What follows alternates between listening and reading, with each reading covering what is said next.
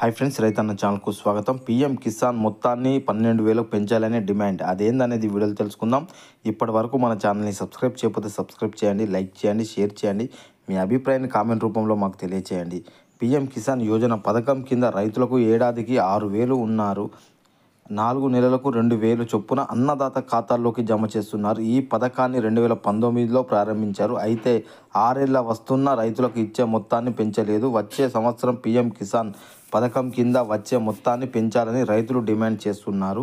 వచ్చే బడ్జెట్లో దీనిపై ప్రకటన చేయాలని కోరుతున్నారు.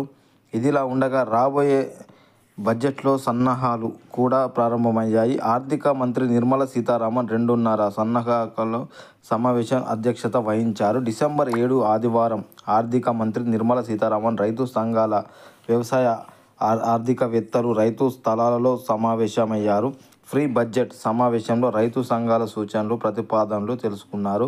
2 గంటల పాటు జరిగిన ఈ సమావేశంలో రైతుల ప్రయోజనాలకు సంబంధించిన సవాళ్లపై ఆర్థిక మంత్రి విస్తృత సంప్రదింపులు జరిపారు. ఇదిలా ఉండగా వ్యవసాయ ఉత్పత్తులు మరింత ముఖ్యమైనవిగా చేయడంతో పాటు రైతుల ప్రయోజనాలను పరిమితం పెంచే లక్ష్యంతో పెట్టుబడిదారుల ఆకర్షించాల్సిన అవసరం ఉందని భారత్ కృపక్ సమాజ్ చైర్మన్ అజయ్ మీర్ జాకర్ తెలిపారు. రైతు సంఘాలు పలు డిమాండ్లను కేంద్ర మంత్రి ముందు ఉంచారు. పీఎం కిసాన్ సన్మాన్ నిధి మొత్తాన్ని రెట్టింపు చేయాలని రైతు సంఘాల అత్యధిక ముఖ్యమైన రెండిట్లో ఒకటి ఉంది.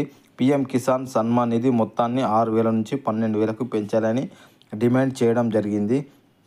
ఇదిలా ఉండగా చిన్న రైతులకు కూడా ప్రధానమంత్రి ఫసల్ బీమా యోజన కింద రైతు తీసుకురావాలని డిమాండ్ చేశారు. చిన్న సన్నకారు రైతులకి ప్రీమియంతో పాటు బీమా పొందే సౌకర్యం పొందేలా ఏర్పాట్లు చేయాలన్నారు. రైతులకు ఇచ్చే రైతు రుణాలపై వడ్డీ రేట్లను తగ్గించాలని కోరగా, వ్యవసాయం ఉపయోగించే పరికరాలు లేదా యంత్రాలను, ఎరువులు లేదా విత్తనాల మందుకు జీఎస్టీ నుంచి మినహాయింపు ఇవ్వాలనే డిమాండ్ను ఆర్థిక మంత్రి ముందు ఉంచారు. యూనియన్ బడ్జెట్ 2025-26 ఫిబ్రవరి 1, 2025ను సంప్రదించడం జరిగింది. ఇప్పటి వరకు మన ఛానల్ని సబ్స్క్రైబ్ చేయకపోతే సబ్స్క్రైబ్ చేయండి, లైక్ చేయండి, షేర్ చేయండి. మీ అభిప్రాయాన్ని కామెంట్ రూపంలో మాకు తెలియచేయండి. జై జవాన్, జై కిసాన్, జై భారత్.